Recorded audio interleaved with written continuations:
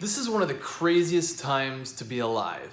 And with this crazy randomness that's happening, it's also one of the most exciting and mysterious and biggest opportunities to explore and discover what your life's really about. So one of the things that I've discovered is that there are patterns that show up in everyone's lives, and it's like the universe keeps bumping up against you to get your attention. And sometimes it can take years, and sometimes people just ignore it completely. But if you want to stay afloat during a crisis so that you create stability, and I'm a testament to this because I came out of a very unstable business last year and into a stable business this year through this crisis. This is the last 8 months that I've gone through, and there's been a lot of uncertainty. There was a lot of fear. And so how did I stay afloat of the crisis during this crisis? I mean, there's a lot of things that I do ritually and habitually to stay in a place of center. But once I'm in a place of center, so I'm not making choices out of fear, one of the most important things that you can ask yourself, and I was constantly, and I still constantly do this, is I got this from one of Oprah's books. I wrote it down and I just used it as a bookmark. But it's 2 questions. And the 2 questions are, number 1, ask yourself, what's trying to emerge in my life right now? It might not be obvious, or it might be, but you might be blocking it out. You might have resistance towards it, okay? In my case, I did. And number 2 is, what is my gift to share? So let me share my story or my example, and then maybe that will illuminate something for you. So I've been offering marketing and practicing and selling online for about 12 years. And part of that time I was actually working full-time and then part-time, and then eventually worked self-employed 100%, but always doing marketing. And the reason I always did is because I love to write, and I love learning how people think and make choices and habitually make decisions about their lives.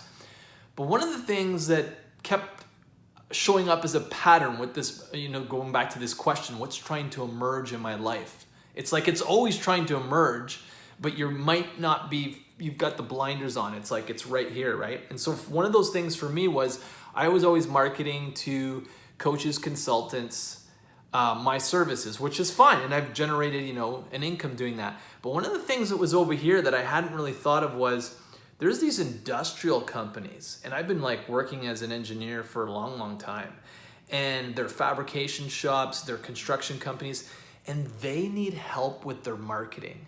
And I had no clue that they were clueless about marketing and that I could really add a lot of value to their organization, and B, that they would be great clients to work with because they don't bother me.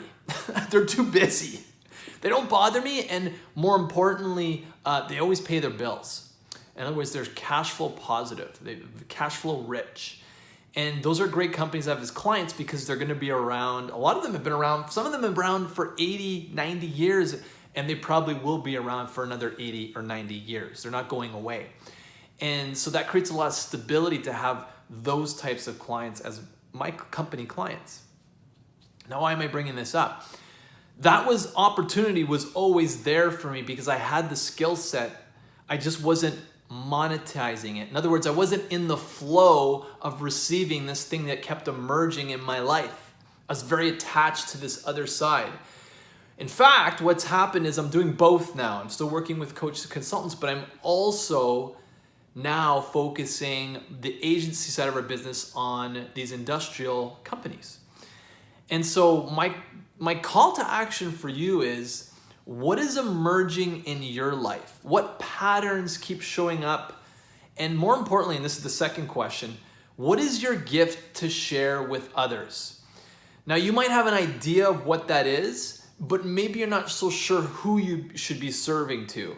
But one thing that I can guarantee is that if you want to feel good during times of crisis, that will then lead to stability, is to focus on service to others. So instead of making this a conversation about you and your poor self, make this a conversation about these two questions. What's trying to emerge in my life that I can serve to others?